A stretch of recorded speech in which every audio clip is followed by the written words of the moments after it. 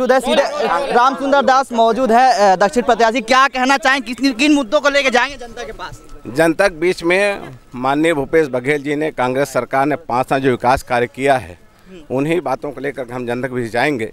अब विकास पर मुहर लगेगी। रायपुर दक्षिण जनता कांग्रेस के पंजा छा में वोट दबा करके, बटन दबा के अपना अमूल्य सहयोग प्रदान करें। कहते हैं बृजमोहन अग्रवाल का अभेद किला माना जाता है दक्षिण विधानसभा, कैसे देखते हैं? लोकतंत्र में जो सर्वोपरि जिनकी भूमिका होती है वो जनता है।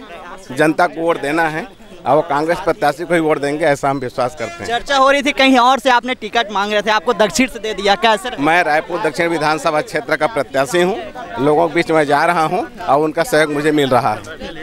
आगे के कौन कौन से मुद्दे रहेंगे आप लेके जाएंगे? विकास के ही मुद्दा है हमारा, केवल विकास के मुद्दा। आए थे राम सुंदर दास महंत, जिनका साफ तौर से कहना है कि तमाम मुद्दे हैं जिनको जनता के पास लेके जाएंगे और पूर्ण बहुमत से जीतेंगे।